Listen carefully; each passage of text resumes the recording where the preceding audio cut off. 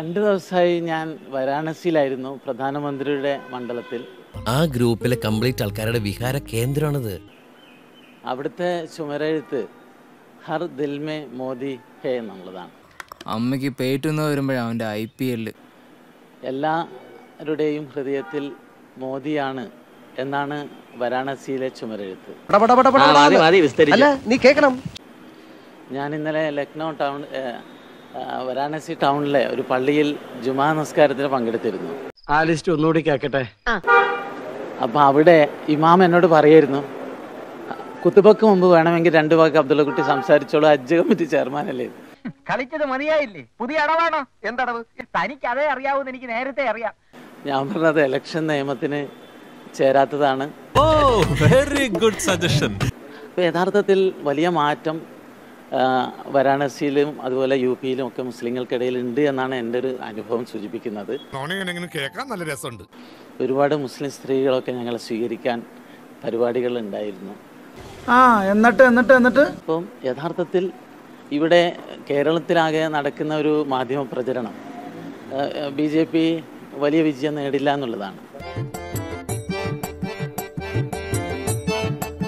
എനിക്ക് തോന്നുന്നത് കഴിഞ്ഞ ഇലക്ഷൻ്റെ റിസൾട്ട് നിങ്ങൾ നോക്കിയാൽ അറിയാം, ഒരു 250-52 സീറ്റ് തന്നെ ഞങ്ങൾ 50%-ലധികം വോട്ട് നേടിയിട്ടാണ് ജയിച്ചിട്ടുള്ളത്. അതേ ആലോചിച്ച് മുതലാളി പ്രശ്നം കൂട്ടണ്ട. നിങ്ങൾ പറയുന്നത് പോലെ തരംഗമൊന്നും ഇല്ല എന്ന് പറഞ്ഞാലും, വേണമെങ്കിൽ വാദത്തിന് വേണ്ടി സമ്മതിച്ചാലും, എന്റെ മോൻ അത് സ്വപ്നം കണ്ട് ഞെളിയണ്ട. ഞങ്ങൾ ജയിച്ചു വരും, അതിന് യാതൊരു സംശയമില്ല. മോദിയുടെ സ്വപ്നം പോലെ 400-ലധികം സീറ്റിലോട് കൂടി അധികാരത്തിൽ വരുമെന്നുള്ള പ്രതീക്ഷയാണ്. അപ്പൊ എന്റെ ഊഹം തെറ്റില്ല. താനൊരു ബുദ്ധിജീവിയാണല്ലേ? ഞാനായിട്ടായതല്ല, പിന്നെ പാരമ്പര്യം. മുസ്ലിം സമുദായത്തെ BJP-യിലേക്ക് അടുപ്പിക്കുക എന്നതാണ് അബ്ദുള്ള കുട്ടിയുടെ ദൗത്യം. തീർച്ചയായും. കാരണം നിങ്ങൾക്കറിയാലോ, ഞങ്ങളുടെ പറ്റിയുള്ള ഒരു പ്രചരണം എന്ന് വെച്ചാൽ ഞങ്ങൾ മുസ്ലിങ്ങൾക്ക് എതിരാണെന്നുള്ളതാണ്.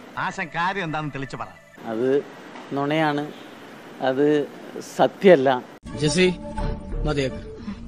രണ്ടും കൂടി ഒരുമിച്ച് വേണ്ട. ഞങ്ങൾ പ്രധാനമന്ത്രിയുടെ പ്രസംഗങ്ങളൊക്കെ കേൾക്കുന്നുണ്ടാവുമല്ലോ ഷേ അബ്ദുള്ള കുട്ടി? അല്ല, ആ പ്രസംഗങ്ങളൊക്കെ നിങ്ങളുടെ വ്യാഖ്യാനങ്ങളാണ്. സത്യം സത്യം.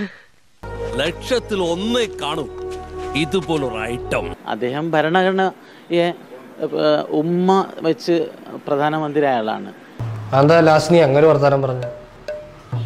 അദ്ദേഹം ഭരണഘടനയുടെ മുൻനിർത്തിയിട്ടുള്ള ചില വാദഗതികളാണ് കോൺഗ്രസിനെതിരെ, അവരുടെ പ്രീണന രാഷ്ട്രീയത്തിനെതിരെ ഉന്നയിക്കുന്നത്. എന്നെ തല്ലാനായിട്ടാണെങ്കിലും ഈ നിയമപുസ്തകം സാറൊന്നു കൈ കൊണ്ട് തൊട്ടല്ലോ. അതാണ് സത്യം.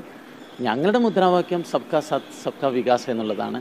എല്ലാവരെയും ഒരുപോലെ കാണുന്ന നേതാവാണ് നരേന്ദ്രമോദി. നിന്നെ സമ്മതിക്കണം. നിന്റെ വായിൽ എങ്ങനെയാടാ ഇത്രയും പെട്ടെന്ന് ഇത്രയും വലിയ നുണകൾ വരുന്നേ? നുഴഞ്ഞുകയറ്റക്കാർ, കൂടുതൽ കുട്ടികൾ ഉണ്ടാവുന്നവർ, ബജറ്റിന്റെ 15% കൊണ്ടുപോകുന്നവർ, അല്ലെങ്കിൽ അങ്ങനെ കൊടുക്കാൻ കോൺഗ്രസ് ആഗ്രഹിച്ചിരുന്നവർ, ഇതൊക്കെ പറയുന്നത് ന്യൂനപക്ഷ വിരുദ്ധമല്ലെന്ന് അബ്ദുള്ള കുട്ടി BJP-കാരനാണെന്ന് തോന്നുന്നതാണോ? അതെ അല്ലെങ്കിൽ അല്ല എന്ന് മാത്രം പറഞ്ഞാൽ മതി.